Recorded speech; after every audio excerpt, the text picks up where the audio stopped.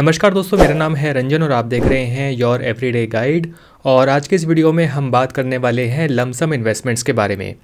बहुत से लोग कंफ्यूज हैं कि मार्केट में जो हमें अभी करंट हालात देखने को मिल रहे हैं, यानी कि मार्केट में जो करेक्शन आ रहा है, फॉल आ रहा है, ऐसे टाइम पे उनको लमसम इन्वेस्टमेंट्स करनी चाहिए तो कितनी करनी चाहिए, या उनको अभी और ज़्यादा करेक्शन का वेट करना चाहिए बिफोर मेकिंग एनी इन्वेस्टमेंट। और जैसे कि मैं पहले भी अपनी वीडियोज़ में बात कर चुका हूँ कि लमसम इन्वेस्टमेंट्स करना आपके लिए रिस्की हो सकता है अगर आप बिना सोचे समझे एक बड़ा अमाउंट स्टॉक मार्केट में डाल देते हैं, फिर चाहे आप डायरेक्टली स्टॉक्स में इन्वेस्ट करें या फिर म्यूचुअल फंड्स में अपनी इन्वेस्टमेंट्स करें। क्योंकि वर्स्ट कंडीशन में मान लीजिए कि अगर आप एक बड़ा अमाउंट ऐसी मार्केट पोजीशन पर डाल देते हैं जो कि उसकी may be all time high हो या फिर जल्दी ही ऑल टाइम हाई आने वाला हो, और अगर ऐसे में करेक्शन देखने को मिलता है तो यहाँ पर आपको काफ़ी बड़ा नुकसान बहुत लंबे समय तक हो सकता है। लेकिन अगर मैं आज के समय की बात करूँ, जिस समय पर ये वीडियो रिकॉर्ड हो रही है, तो आज आपके लिए एक बहुत अच्छी न्यूज़ है कि मार्केट ऑलरेडी यहाँ पर 10% से ज़्यादा का करेक्शन यानी कि 10% से ज़्यादा का फॉल ऑलरेडी दिखा चुकी है। तो ये समय एक सबसे अच्छा समय है अपनी लमसम इन्वेस्टमेंट्स करने का। मैं यहाँ पर ये नहीं कह रहा हूँ कि 10% करेक्शन अपने आप में इनफ है और इससे ज़्यादा करेक्शन मार्केट में हमें देखने को नहीं मिल सकता,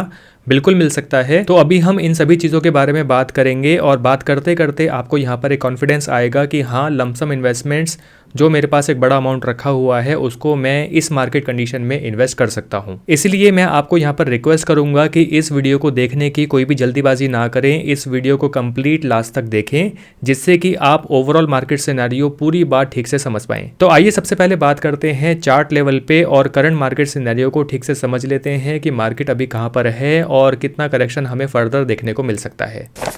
ओके, तो इस वक्त जो आप मेरी स्क्रीन पर देख रहे हैं ये है निफ्टी का डे चार्ट। मैंने यहाँ पर डे सेलेक्ट किया हुआ है और मैं इस चार्ट के बारे में पहले भी अपनी वीडियोस में बात कर चुका हूँ, अपने टेलीग्राम ग्रुप में भी बात कर चुका हूँ और यूट्यूब की कम्युनिटी पे पोस्ट करके भी मैं इस चार्ट के बारे में बात कर चुका हूँ। तो जो लोग मेरी वीडियोज़ को रेगुलरली देखते हैं, मुझे फॉलो करते हैं, वो लोग इस चार्ट से काफ़ी ज़्यादा फेमिलियर होंगे। तो जैसे कि मैंने पहले बात की थी कि यहाँ पर अगर हम देखें तो निफ्टी ने यहाँ पर हेड एंड शोल्डर पैटर्न दिखाया था। ये मैं कुछ इस तरीके से ड्रॉ कर सकता हूँ। यह है इसका लेफ़्ट शोल्डर, हेड और राइट शोल्डर, और ये जो आप नीचे ये वाली लाइन देख रहे हैं ये है इसकी नेक लाइन। और अगर आपने कभी टेक्निकल चार्ट्स देखे हैं तो इस पैटर्न से आप काफ़ी ज़्यादा फेमिलियर होंगे कि जब भी हेड एंड शोल्डर पैटर्न आता है और नेक लाइन अगर हमें यहाँ पर देखने को मिलती है तो ज़्यादा चांसेस ये होते हैं कि मार्केट नीचे की तरफ जाएगी, इस नेकलाइन को ब्रेक करेगी और फर्दर हमें फॉल देखने को मिलेगा। और एग्जैक्टली ऐसा ही हमें यहाँ पर देखने को मिल रहा है। अगर मैं बाकी की चीज़ों को यहाँ पर हटा देता हूँ तो ये जो नेकलाइन है इस वाली कैंडल पे ब्रेक हुई है और यहाँ से फिर हमें थोड़ा सा साइडवेज लेने के बाद हमें नीचे की साइड फिर से मार्केट जाते हुए दिखाई दी। और जब मार्केट इस नेकलाइन को यहाँ पर ब्रेक करके नीचे की तरफ जा रही थी तो मैंने यहाँ पर फिर से एक बड़ा हेड एंड शोल्डर यानी कि second head and shoulder draw किया था। ये इसका लेफ्ट शोल्डर है, ये इसका हेड है और ये इसका राइट शोल्डर है। और मैंने यहाँ पर फिर से एक नेकलाइन ड्रॉ की थी जो कि ये वाली है, ये है नेकलाइन 2। तो इस जगह पर आके मतलब ज़्यादा उम्मीद ये थी और मैंने भी अपने टेलीग्राम ग्रुप में ये शेयर किया था कि ये जो नेकलाइन 2 है ये अपने आप में एक काफ़ी बड़े सपोर्ट का काम कर सकती है। यहाँ से मार्केट का नीचे जाना थोड़ा सा कम लग रहा है। और जैसे कि आप देख रहे हैं इस वाली कैंडल पे हमें ये कंफर्मेशन मिल भी गया था कि हाँ, ये एक बड़ा सपोर्ट है और इस सपोर्ट का ब्रेकडाउन यहाँ पर नहीं होना चाहिए। ये कैंडल हमें देखने को मिली थी 5 नवंबर 2024 को और एक बड़ा अपसाइड मूव हमें यहाँ पर देखने को मिला था। उसके बाद फर्दर अपसाइड मूव हमें नेक्स्ट डे पे भी देखने को मिला था। बट अगेन क्योंकि उसके बाद हमारे पास यूएस इलेक्शन की न्यूज़ आ गई जिसकी वजह से यूएस की जो मार्केट है वो तो ऊपर की तरफ चढ़ी और एफआईआई ने फिर से अपना इंडिया से प्रॉफिट बुक किया और मार्केट हमें नीचे की तरफ जाती हुई फिर से दिखाई दे रही है। तो अभी तक आए करेक्शन की अगर हम बात करते हैं तो यहाँ पर अगर मैं स्केल ड्रॉ करता हूँ इसके ऑल टाइम हाई से लेके जहाँ पर मार्केट ने प्रीवियस लो दिखाया था, ये था लगभग 11% का करेक्शन। और मार्केट जो 19 नवंबर को क्लोज हुई है, अगर मैं क्लोजिंग की बात करता हूँ तो यहाँ पर हमें 10.5% का करेक्शन देखने को मिल रहा है मार्केट के अंदर, जो कि अपने आप में अच्छा खासा मार्केट में करेक्शन है। अभी सवाल यहाँ पर यह उठता है कि मार्केट में 10% का करेक्शन तो आ गया, लेकिन यहाँ पर फर्दर हमें कितना करेक्शन देखने को मिल सकता है।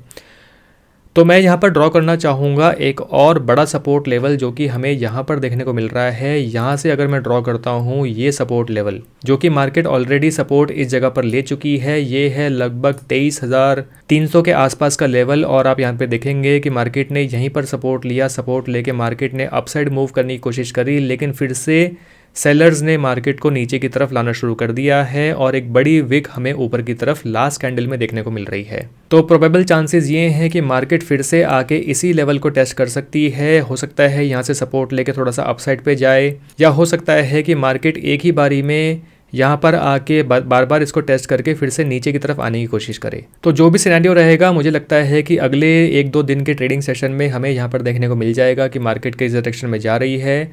अगर मार्केट यहाँ से नीचे की तरफ आती है तो ये जो येलो ट्रेंड लाइन आपको देखने को मिल रही है, इस ट्रेंड लाइन पे हमें नेक्स्ट सपोर्ट देखने को मिल सकता है। अब ये येलो ट्रेंड लाइन क्या है, कहाँ से आ रही है, क्यों मैंने ड्रॉ की है, अगर मैं थोड़ा सा इस चार्ट को जूम आउट करके आपको दिखा देता हूँ तो यहाँ पर आपको देखने को मिलेगा कि ये ट्रेंड लाइन अपने आप में एक काफ़ी स्ट्रॉन्ग ट्रेंड लाइन है। मार्च 2023 में ये सपोर्ट देखने को मिला था, उसके बाद एक सपोर्ट हमें यहाँ पर देखने को मिला था। अगर मैं ड्रॉ कर देता हूँ ये वाला सर्कल, नेक्स्ट सपोर्ट तक ये मार्केट आ नहीं पाई, इससे पहले ही मार्केट रिवर्स हो गई थी और हमें फिर से मार्केट इस वक्त इस सपोर्ट के आसपास देखने को मिल रही है। मे बी यहाँ पर आके मार्केट को एक सपोर्ट देखने को मिले। तो जैसे कि मैंने कहा कि ये ट्रेंड लाइन अपने आप में एक काफ़ी स्ट्रॉन्ग ट्रेंड लाइन है, सपोर्ट यहाँ पर मार्केट को ज़रूर मिलना चाहिए। और अगर आप देखेंगे इसी जोन के आसपास हमें यहाँ पर और भी सपोर्ट लेवल्स देखने को मिल रहे हैं। मैं एक बार आपको यहाँ पर दिखा देता हूँ। तो एक काफ़ी बड़ा सपोर्ट जोन जो हमें यहाँ पर देखने को मिल रहा है वो है ये वाला सपोर्ट जोन, यानी कि अगर मैं बात करता हूँ 22,800 का जो लेवल है, इसके आसपास जो हमें सपोर्ट देखने को मिल रहा है, ये अपने आप में काफ़ी स्ट्रॉन्ग सपोर्ट है। तो आप मान के चलिए 23,300 के आसपास का जो ये सपोर्ट है, अगर मार्केट इसको ब्रेक करती है तो मार्केट यहाँ पर आके लगभग इस किसी लेवल पे आके सपोर्ट ले सकती है। मे बी वो 22,800 का लेवल हो, मे बी वो राउंड ऑफ 23,000 का ही लेवल हो। राउंड ऑफ लेवल्स जैसे कि हम जानते हैं काफ़ी मजबूत लेवल्स होते हैं और राउंड ऑफ लेवल्स पे काफ़ी लोग अपनी प्रॉफिट बुकिंग करते हैं या फिर अपनी न्यू एंट्रीज मार्केट के अंदर करते हैं इस उम्मीद में कि मार्केट यहाँ से रिवर्सल ले सकती है। और सिर्फ रिटेल इन्वेस्टर्स ही नहीं, इवन इंस्टीट्यूशनल इन्वेस्टर्स, फिर चाहे वो डोमेस्टिक इंस्टीट्यूशनल इन्वेस्टर्स हो या फिर फॉरेन इंस्टीट्यूशनल इन्वेस्टर्स हो, वो भी इन्हीं लेवल्स का वेट करते हैं अपनी नई इन्वेस्टमेंट्स किसी भी मार्केट में डिप्लॉय करने के लिए। और इन एनी केस अगर ये 23,000 वाला सपोर्ट जोन जो है ये भी ब्रेक होता है, मार्केट नीचे आना स्टार्ट करती है, जो मुझे लगता है ऐसा नहीं होना चाहिए, लेकिन अगर फिर भी ऐसा होता है तो यहाँ पर मार्केट में काफ़ी बड़ा कहर आ जाएगा। और अगर ऐसा कोई करेक्शन देखने को मिलता है तो हमें ऑल टाइम हाई से मार्केट में करेक्शन आप मान के चलिए लगभग 15% का करेक्शन, मतलब यहाँ तक अगर मैं बात करता हूँ तो 15% का करेक्शन या फिर इवन फर्दर लगभग 17% का करेक्शन मार्केट में देखने को मिल सकता है, जो कि एक बहुत बड़ा करेक्शन होगा। खैर ये तो समय ही बताएगा कि कितना करेक्शन आएगा, लेकिन हाँ अभी यहाँ पर मार्केट में फर्दर करेक्शन आने की उम्मीद है। पॉइंट नोट करने वाली बात यह है, ऐसा नहीं होना चाहिए कि आपके पास जो भी लमसम अमाउंट इस वक्त रखा हुआ है, चाहे वो 50,000 रुपए हो, 10 लाख रुपए हो, 20 लाख रुपए हो, उनको आपको एक ही बारी में इन्वेस्ट कर देना चाहिए। ऐसा आपको नहीं करना चाहिए। आपको प्रॉपर प्लानिंग के साथ ये लमसम अमाउंट मार्केट में इन्वेस्ट करना चाहिए। अभी हम इसके बारे में आगे चल के बात करेंगे। तो दोस्तों जैसे कि हम बात कर रहे हैं लमसम इन्वेस्टमेंट्स की, अब क्योंकि स्टॉक मार्केट काफ़ी ज़्यादा डाउन है, ऑलमोस्ट 10% का करेक्शन हमें यहाँ पर देखने को मिल रहा है, तो ऐसे समय में अगर आप लमसम इन्वेस्टमेंट्स करते हैं तो आपको आने वाले समय में जब स्टॉक मार्केट वापस अपने बुल रन में जाएगी, ऊपर की तरफ जाएगी, तो आपको यहाँ पर काफ़ी अच्छे बेनिफिट्स देखने को मिल सकते हैं। लेकिन अगर मैं रियलिटी बताऊं, और ये फैक्ट है कि जितना ज़्यादा और जितना अच्छे से आप अपना पैसा रेगुलरली इन्वेस्ट करते हैं, हर महीने इन्वेस्ट करते हैं, उतनी ही अच्छी ग्रोथ आपको आने वाले समय में देखने को मिलती है। तो एक तरफ अगर पर्सन ए है जो कि हर महीने इन्वेस्ट कर रहा है 2,000 रुपए SIP मोड से, वहीं दूसरी तरफ अगर पर्सन बी है जो कि अपने फाइनेंसिस को प्रॉपर्ली मैनेज करके अगर 2,000 की बजाय 2,500 रुपये इन्वेस्ट कर रहा है हर महीने, तो आप यहाँ पर देख सकते हैं कि 10 साल के बाद जो उनको ग्रोथ मिलने वाली है, इस ग्रोथ में यहाँ पर डिफरेंस हमें देखने को मिल रहा है लगभग 1,20,000 रुपए का, जो कि पर्सन बी को एक्स्ट्रा मिलने वाला है कंपेयर टू पर्सन ए। यानी कि सिर्फ 500 रुपए एक्स्ट्रा बढ़ाकर अपनी इन्वेस्टमेंट्स में हर महीने यहाँ पर हमें अच्छा खासा डिफरेंस देखने को मिल रहा है। तो अपनी इन्वेस्टमेंट्स को थोड़ा सा एक्स्ट्रा बढ़ाना आपके लिए कोई बहुत बड़ी बात नहीं है। इसके लिए आपको बहुत कुछ सेक्रीफाइस नहीं करना होगा। बेसिकली आपको यहाँ पर चाहिए होगी प्रॉपर फाइनेंशियल प्लानिंग। तो फाइनेंशियल प्लानिंग एक ऐसी चीज है जो मुझे लगता है आज के जमाने में बहुत ज्यादा इंपॉर्टेंट है। आप चाहे किसी भी फील्ड से हो, आपका कुछ भी करियर हो, ये एक ऐसी चीज है जो आपको आपके आसपास के जो 95% लोग हैं उनसे बेटर पोजीशन पर पहुंचा सकती है with in span of few years. तो अगर आप अपने 20s और 30s में हैं तो अभी से अपने फाइनेंसिस को प्रॉपर्ली समझना और सही स्टेप्स लेना, यकीन मानो ये चीज़ आपको बहुत ज़्यादा हेल्प करने वाली है। तो मैंने रिसेंटली ही बहुत ही इंटरेस्टिंग और हेल्पफुल बुक्स पढ़ी हैं फ्रॉम दिस प्लेटफॉर्म जिसका नाम है ज़ीब्रा लर्न। इस प्लेटफॉर्म पे आपको हर चीज़ पे बुक्स मिल जाएंगी, जैसे कि फाइनेंस, एंटरप्रेन्योरशिप, ट्रेडिंग, बिजनेस और भी बहुत सारे सब्जेक्ट्स। इन्हीं में से एक बुक मुझे इस प्लेटफॉर्म पे काफ़ी ज़्यादा अच्छी लगी है, जिसके बारे में मैं पहले भी अपनी वीडियोस में बात कर चुका हूँ। ये है money smart in your 20s and 30s। ये book specially young working professionals के लिए बनाई गई है जो कि अपनी फाइनेंशियल जर्नी को और भी ज़्यादा स्ट्रक्चरल और सक्सेसफुल बनाना चाहते हैं। इस बुक में फाइनेंशियल प्लानिंग, टैक्सेशन, इंश्योरेंस और लोन जैसे इंपॉर्टेंट टॉपिक्स को ट्राइड एंड टेस्टेड रिसर्च के साथ कवर किया गया है। इन्वेस्टमेंट्स के लिए अगर आप कंफ्यूज्ड हैं तो द एसेट मेज चैप्टर आपको अलग अलग एसेट्स जैसे कि स्टॉक्स, बॉन्ड, गोल्ड और रियल एस्टेट के ऑप्शंस और उनके बेस्ट कॉम्बिनेशन बताता है। इसमें टूल्स भी दिए गए हैं जो आपके इन्वेस्टमेंट डिसीजन को सिंप्लीफाई करते हैं। अब क्योंकि हम बात कर रहे हैं म्यूचुअल फंड इन्वेस्टमेंट्स की, तो इस बुक में एक चैप्टर म्यूचुअल फंड के ऊपर डेडिकेट किया गया है। ये चैप्टर है the journal of mutual fund, जहां पर end to end mutual funds के बारे में कवर किया है। Asset class, tenure of investment, sectors, limits, risk और रिटर्न्स जैसे टॉपिक पे बात की गई है। और तो और इस चैप्टर में कब, कैसे और किस म्यूचुअल फंड में इन्वेस्ट करना चाहिए ये भी बताया गया है। तो हर चीज को बहुत ही इंटरेस्टिंग और डिटेल वे में कवर किया गया है, making it perfect for anyone who wants to learn financial planning. मेरा फेवरेट चैप्टर इस बुक में है लेजी फाइनेंशियल कैनवस, जो कि आपको यहाँ पर इनकम और एक्सपेंसेस को समझाकर एक स्ट्रॉन्ग फाइनेंशियल प्रोफाइल बनाने में गाइड करता है। तो इंडिया में यूथ मेहनत तो बहुत कर रहा है पैसा कमाने के लिए, लेकिन बेसिक फाइनेंशियल प्लानिंग्स के बारे में उन्हें कुछ भी आइडिया नहीं होता। तो ऐसे में मनी स्मार्ट जैसी बुक, जो कि बहुत ही अफोर्डेबल बुक है और आपके बहुत ही काम आने वाली है, तो इस बुक को मैं हर एक वर्किंग प्रोफेशनल को जरूर रिकमेंड करूंगा। तो अगर आप भी फाइनेंशियली स्मार्ट बनना चाहते हैं तो money smart in your 20s and 30s इस बुक को जरूर चेकआउट करें और यूज करें मेरा ये स्पेशल कूपन कोड GUIDE15 और अवेल करें डिस्काउंट अपने परचेज पर। इस बुक को बाय करने का डायरेक्ट लिंक और ये कूपन कोड आपको इस वीडियो के डिस्क्रिप्शन और मेरे पिन कमेंट में मिल जाएगा। तो ये तो हो गई निफ्टी के 1 डे के ड्यूरेशन की बात। अगर हम लॉन्गर ड्यूरेशन में जाते हैं, यानी कि अगर मैं 1 डे की बजाय यहाँ पर 6 मंथ के चार्ट को चूज कर लेता हूँ, तो मैंने यहाँ पर ड्यूरेशन चूज किया है 6 मंथ। तो एक कैंडल इस वक्त आपको बता रही है 6 मंथ का ड्यूरेशन। इस चार्ट को भी मैंने अपने यूट्यूब के कम्युनिटी पोस्ट में शेयर किया था और थोड़ा बहुत एनालिसिस आपको मैंने यहाँ पर दिखाया था। तो बेसिकली मैंने यहाँ पर क्या दिखाया था, अगर मैं यहाँ पर नज़र डालता हूँ जनवरी 2009 से आगे की बात करते हैं, पीछे की बात हम नहीं करेंगे, तो आप देखेंगे कि यहाँ पर हर 6 मंथ्स के ड्यूरेशन में, यानी कि 2 साल में एक करेक्शन देखने को मिला है। उसके बाद यहाँ पर 1 साल में एक रेड कैंडल दिखी है, उसके बाद 4 ग्रीन कैंडल्स के बाद एक और रेड कैंडल दिखी है। तो टाइम टू टाइम यहाँ पर हमें 6 मंथ्स के करेक्शन देखने को मिल रहे हैं। अब कितने कितने करेक्शन आए थे अगर हम उसकी बात करते हैं, तो 2011 में यहाँ पर करेक्शन आया था लगभग मान के चलिए 27% का। एक करेक्शन हमें यहाँ पर देखने को मिल रहा है जो ये कोरोना वाला टाइम था, यहाँ पर हमें करेक्शन देखने को मिला था लगभग 40% के आसपास का।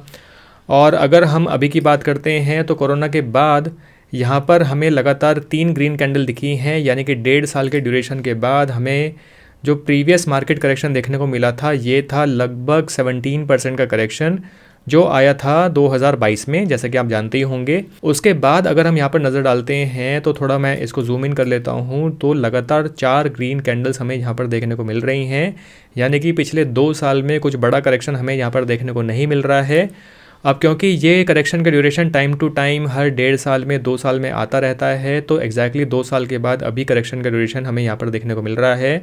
और जैसे कि हम जानते हैं ये कैंडल अभी बहुत बड़ी कैंडल नहीं बनी है, यहाँ पर लगभग 11% का करेक्शन हमें देखने को मिल रहा है। तो ये करेक्शन अभी यहाँ पर और कितना नीचे आ सकता है 11% की बजाय, क्या ये करेक्शन यहाँ से नीचे आके सीधे 19% या 20% का करेक्शन बन सकता है, ये तो हमें समय बताएगा।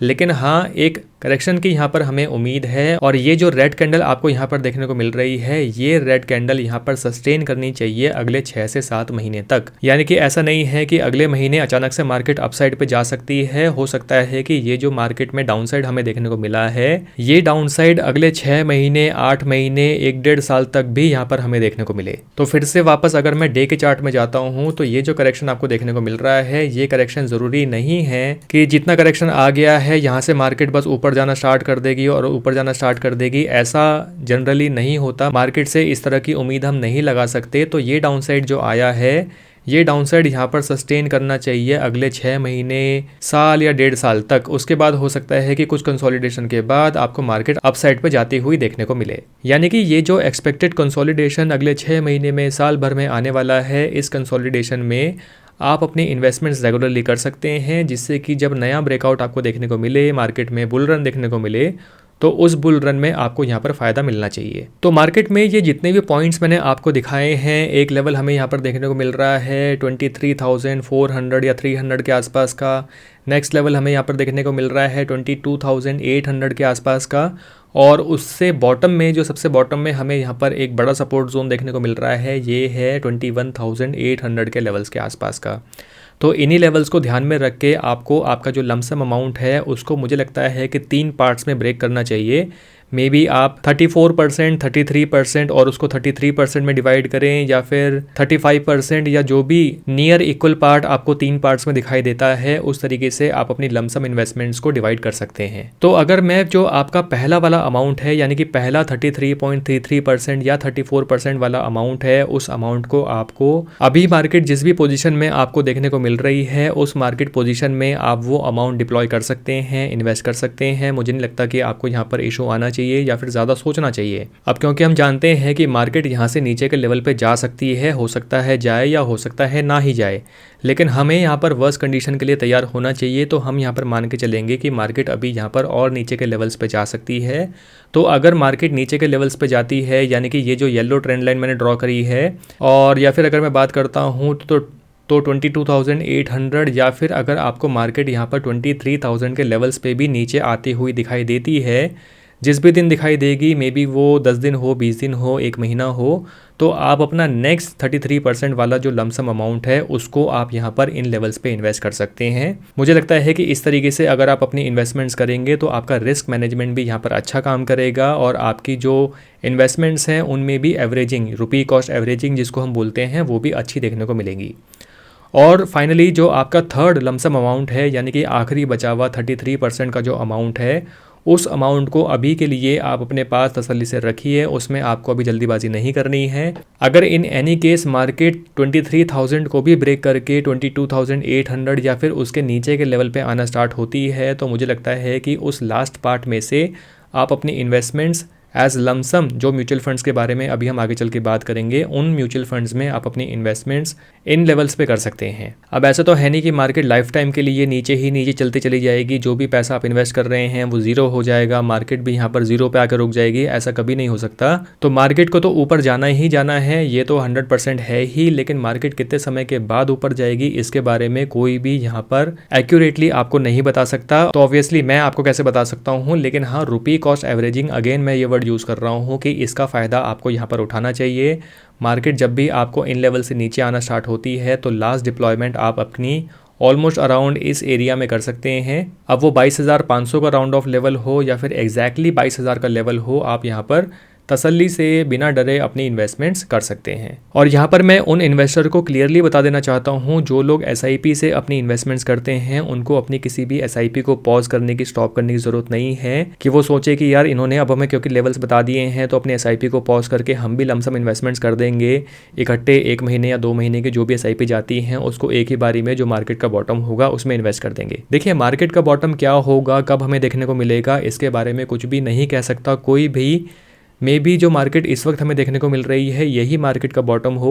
तो सिंपल सी बात यह है कि अगर आप एसआईपी के थ्रू अपनी इन्वेस्टमेंट्स कर रहे हैं तो एसआईपी को एज इट इज़, जिस भी डेट पे आपकी एसआईपी जाती है उस डेट पे जाने दीजिए। एसआईपी के साथ आपको किसी भी तरह की छेड़छाड़ नहीं करनी है। हाँ, अगर आपके पास कुछ एडिशनल अमाउंट रखा हुआ है तो जैसे कि मैंने बताया, इन लेवल्स पे आप एडिशनल अमाउंट 10,000 रुपये, 20,000 रुपये, 50,000 रुपये, तो उस अमाउंट को आप इन लेवल्स पे इन्वेस्ट कर सकते हैं एज लमसम। आई होप ये जो डिटेल बात मैंने आपको बताई है अभी तक ये आपको क्लियर होगी। ऑनेस्टली मैं इस वीडियो की लेंथ को ज़्यादा इंक्रीज नहीं करना चाहता हूँ। ऑलरेडी हम, मुझे लगता है कि मोटी मोटी चीज़ों के बारे में बात कर चुके हैं। अगर आप थोड़ा सा सीखना चाहेंगे तो जो कुछ भी मैंने अभी आपको बताया है, इतनी नॉलेज आपके लिए इनफ होनी चाहिए कि आप यहाँ पर अपना एनालिसिस खुद भी करना स्टार्ट करें।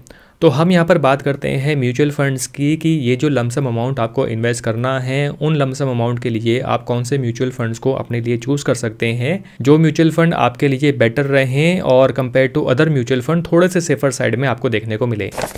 ओके, तो जैसे कि आपको मेरी प्रीवियस वीडियो में याद होगा, मैंने वीडियो बनाई थी worst and best mutual fund during market crash. अगर आपने वो वीडियो देखी होगी तो आपने ये वाली फाइल भी मेरी देखी होगी, जहाँ पर मैंने large cap, mid cap, small cap, flexi cap सभी म्यूचुअल फंड्स के बारे में बात की थी कि कौन से म्यूचुअल फंड ने पिछले 8% का जो करेक्शन हमें देखने को मिला था, यानी कि 8 नवंबर तक आते आते हमें लगभग 8-8.5% करेक्शन देखने को मिला था, तो उस करेक्शन में किसी म्यूचुअल फंड ने कितना करेक्शन खुद दिखाया है अपने पोर्टफोलियो में। तो सबसे पहले अगर हम लार्ज कैप म्यूचुअल फंड की बात करते हैं तो लमसम इन्वेस्टमेंट्स करने के लिए लार्ज कैप म्यूचुअल फंड में आपके लिए जो अच्छा म्यूचुअल फंड आता है वो है Nippon India large cap fund, और उसके बाद आपके पास आता है ICICI Prudential blue chip fund. उसके अलावा अगर आप Canara Robeco blue chip equity fund या फिर एसबीआई ब्लू चिप फंड में ऑलरेडी इन्वेस्टेड हैं तो मैं ये नहीं कहूँगा कि ये खराब म्यूचुअल फंड हैं, ये भी अच्छे म्यूचुअल फंड हैं और आने वाले समय में आपको अच्छे रिटर्न्स दे सकते हैं। और वैसे भी ऑलरेडी जिन म्यूचुअल फंड्स की मैं बात कर रहा हूँ ये अपने कैटेगरी के बेस्ट म्यूचुअल फंड्स कंसिडर किए जाते हैं। उनमें से बेस्ट ऑफ द बेस्ट की अगर मैं बात करता हूँ तो ये 3 ऊपर के म्यूचुअल फंड्स आपके लिए अच्छे रहेंगे। वहीं अगर हम लार्ज कैप के बाद जो सब लार्ज कैप कैटेगरी है यानी कि फ्लेक्सी कैप कैटेगरी, जिसमें मोस्ट ऑफ द कंपोजिशन जो होता है वो लार्ज कैप स्टॉक्स का ही होता है, इसके अंदर अगर हम देखेंगे तो यहाँ पर जेएम फ्लेक्सी कैप फंड काफ़ी अच्छा म्यूचुअल फंड है लमसम इन्वेस्टमेंट करने के लिए। और सेकंड अगर हम बात करते हैं तो एचडीएफसी फ्लेक्सी कैप फंड भी अगेन एक बहुत अच्छा म्यूचुअल फंड है अगर आप लमसम इन्वेस्टमेंट्स करना चाहते हैं। अगर आप पराग पारिक या फिर क्वांट फ्लेक्सी कैप फंड में ऑलरेडी इन्वेस्टेड हैं तो आप देख सकते हैं क्वांट फ्लेक्सी कैप फंड जब नीचे की तरफ आया था तो काफ़ी बड़ा करेक्शन हमें यहाँ पर देखने को मिल रहा है। और पराग पारिक फ्लेक्सी कैप फंड की बात करते हैं तो बहुत अच्छे रिटर्न्स पिछले बुल रन में नहीं गए हैं, स्टेबल रिटर्न्स इसने दिए हैं, डाउनसाइड भी बहुत ज़्यादा नेगेटिव हमें देखने को नहीं मिला है। तो अगर हम वेरी लॉन्ग टर्म की इन्वेस्टमेंट्स की बात करते हैं तो पराग पारिक भी कोई बुरा फंड नहीं है, ये एक अच्छा फ्लेक्सी कैप फंड है। तो बेसिकली अभी के लिए मैं आपको सजेस्ट करना चाहूँगा जेएम फ्लेक्सी कैप फंड और HDFC flexi cap fund for lump sum investments. तीसरी कैटेगरी की बात करते हैं जो कि है मिड कैप कैटेगरी, और मिड कैप कैटेगरी में Motilal Oswal mid cap fund अपने आप में बहुत अच्छा म्यूचुअल फंड है। पिछले बुल रन में 66.22% यहाँ पर हमें ये पॉजिटिव में देखने को मिला था। तो अगर अभी जो मार्केट में हमें करेक्शन देखने को मिला है, अगर वापस हमें मार्केट में बुल रन देखने को मिलेगा तो most probably Motilal Oswal mid cap fund अच्छा परफॉर्म करना चाहिए। Motilal Oswal mid cap fund के अलावा जो म्यूचुअल फंड है मिड कैप कैटेगरी में वो निपॉन इंडिया ग्रोथ फंड है जो कि एक अच्छा मिड कैप म्यूचुअल फंड है। कोटक इमर्जिंग इक्विटी अगेन एक अच्छा म्यूचुअल फंड है आपकी लमसम इन्वेस्टमेंट्स करने के लिए। फाइनली हमारे पास जो लास्ट कैटेगरी आती है वो है स्मॉल कैप कैटेगरी, और स्मॉल कैप कैटेगरी में जैसे कि मैं कई बार अपनी वीडियोस में बात कर चुका हूँ और मुझे लगता है कि मोस्ट ऑफ द इन्वेस्टर जो हैं इस म्यूचुअल फंड से फैमिलियर होंगे, ये है Nippon India small cap fund. पिछले बुल रन में पॉजिटिव साइड में बहुत अच्छा पॉजिटिव साइड नहीं गया है, लेकिन अगर मैं डाउनसाइड प्रोटेक्शन की बात करता हूं तो इसने काफ़ी अच्छा प्रोटेक्शन दिया है। उसके बाद जो सेकंड म्यूचुअल फंड हमारे पास यहां पर आता है वो है क्वांट स्मॉल कैप फंड। इसमें भी आप अपनी इन्वेस्टमेंट्स कर सकते हैं। लमसम इन्वेस्टमेंट्स अगर ये ले रहा है तो आप लमसम इन्वेस्टमेंट्स निपॉन इंडिया में या फिर क्वांट स्मॉल कैप फंड में कर सकते हैं। उसके बाद हमें यहाँ पर जो एक अच्छा स्मॉल कैप म्यूचुअल फंड देखने को मिल रहा है वो है Tata small cap fund. Downside protection आप देखेंगे यहाँ पर बहुत अच्छी है, ज़्यादा डाउनसाइड पे ये नहीं गया है। पॉजिटिव साइड में ये सबसे ज़्यादा देखने को मिला है 47.7%। अगर हम 13 नवंबर से लेकर 16 सितंबर 2024 की बात करते हैं, इस एक साल के ड्यूरेशन में काफ़ी अच्छे रिटर्न्स इसने दिए हैं। और इफेक्टिव रिटर्न जैसे कि हम देख सकते हैं कि अगर किसी इन्वेस्टर ने इन ड्यूरेशन में 100 रुपीज़ इन्वेस्ट किए होते तो उसको आज के टाइम पे 147.54 रुपीज़ मिल चुके होते या बन चुके होते। तो रिटर्न्स के मामले में टाटा स्मॉल कैप फंड ने काफ़ी अच्छी परफॉर्मेंस पीछे दिखाई है। अब हम आ जाते हैं इस वीडियो के फाइनल पॉइंट्स पे। तो फाइनली एक चीज़ और मैं यहाँ पर क्लियर करना चाहूँगा कि लमसम इन्वेस्टमेंट्स करते टाइम मैंने यहाँ पर आपको ये सजेस्ट नहीं किया कि आप अपना लमसम अमाउंट जो है उसको आप लिक्विड फंड में डाल दें या फिर किसी एफडी में डाल दें या किसी डेट फंड में डाल दें। मैंने आपको सिंपली डायरेक्टली इक्विटी में ही अपनी इन्वेस्टमेंट्स करने को कहा है, क्योंकि जैसे कि मैंने बताया कि मार्केट में ऑलरेडी हमें काफ़ी बड़ा करेक्शन यहाँ पर देखने को मिला है। 11% का करेक्शन मार्केट में देखने को मिल रहा है और भी फर्दर करेक्शन हमें आगे चल के देखने की उम्मीद है। तो ऐसे में अगर कोई इन्वेस्टर डायरेक्टली चाहे तो अपने सेविंग्स अकाउंट से या जहाँ पर भी उसने अपना पैसा इन्वेस्ट किया हुआ है, फिर चाहे वो लिक्विड फंड में ही क्यों ना पड़ा हो पहले से, वो डायरेक्टली अपना पैसा डिवाइड करके जिस तरीके से मैंने एक प्रोसीजर आपको बताया है वो जस्ट एक प्रोसीजर है, उसी तरीके से आप भी अपनी लमसम इन्वेस्टमेंट्स प्लान कर सकते हैं। सेकंड चीज़ ये है कि लमसम इन्वेस्टमेंट्स करने के बाद अगर आपको अपने पोर्टफोलियो में कुछ भी नेगेटिव देखने को मिलता है, मे बी मान लीजिए -5% या वर्स्ट केस में -7%, 8% भी आपको देखने को मिलता है, तो आपको यहाँ पर घबराने की ज़रूरत नहीं है। जैसे कि मैंने बताया कि ऐसा नहीं है कि मार्केट फॉरएवर नीचे की तरफ ही चलती चली जाएगी, मार्केट वापस मुड़ के ऊपर की तरफ आएगी ही नहीं। ऐसा केस इंडियन इकोनॉमी के साथ नहीं हो सकता। इंडिया अभी ग्रोइंग इकोनॉमी है, स्टॉक मार्केट को अभी काफ़ी ज़्यादा ऊपर की हाइट्स को टच करना है, तो मार्केट वापस ऊपर टर्न ज़रूर लेगी। कम से कम 5 साल के लिए अगर आप स्टॉक मार्केट में अपना पैसा इन्वेस्ट करने आए हैं हैं तो यहाँ पर आपको नुकसान हो, मतलब इसके चांसेस मैं कहूँगा बहुत बहुत रेयर होंगे। मुझे लगता है कि अगले 4 से 5 साल में आपको अपने पोर्टफोलियो पे, फिर चाहे वो स्टॉक पोर्टफोलियो हो चाहे म्यूचुअल फंड पोर्टफोलियो हो, मुझे लगता है कि एक अच्छा पॉजिटिव में प्रॉफिट आपको यहाँ पर देखने को जरूर मिलना चाहिए। और तीसरी चीज़ ये है कि लालच में आके आप अपना सारा लमसम अमाउंट सिर्फ स्मॉल कैप में डाल दें या फिर सिर्फ मिड कैप में डाल दें, ऐसा आपको नहीं करना चाहिए। जितना ज़्यादा आप अपनी इन्वेस्टमेंट्स को डाइवर्सिफाई करेंगे, यानी कि लार्ज कैप में या फ्लेक्सी कैप में, उसके साथ मिड कैप और स्मॉल कैप में अपनी इन्वेस्टमेंट्स करेंगे, उतना ही अच्छा आपके लिए होगा। तो अपनी रिस्क कैपेबिलिटी के हिसाब से अपनी इन्वेस्टमेंट्स करें। अगर आप यंग हैं, 20s-30s में हैं, तो आप ज़्यादा रिस्क ले सकते हैं, स्मॉल कैप में, मिड कैप में अपनी एलोकेशन ज़्यादा रख सकते हैं कंपेयर टू अगर आपकी एज 30+ है, 40+ है, तो आपको यहाँ पर मुझे लगता है फ्लेक्सी कैप म्यूचुअल फंड में थोड़ा सा ज़्यादा एलोकेशन रखना चाहिए या लार्ज कैप में थोड़ा ज़्यादा एलोकेशन रखना चाहिए compare to mid cap and small cap. I hope ये वीडियो आपके लिए हेल्पफुल रही होगी। अगर ये वीडियो आपको अच्छी लगी है तो इसको लाइक करके मुझे ज़रूर बताएं और जाने से पहले चैनल को सब्सक्राइब करना मत भूलिएगा। और अपने फाइनेंसेस और फाइनेंशियल प्लानिंग को और भी बेटर बनाने के लिए चेकआउट करना मत भूलिएगा money smart in your 20s and 30s। Link आपको इस वीडियो के डिस्क्रिप्शन और मेरे पिन कमेंट में मिल जाएगा। जल्दी ही मिलेंगे नेक्स्ट वीडियो में। Thank you for watching.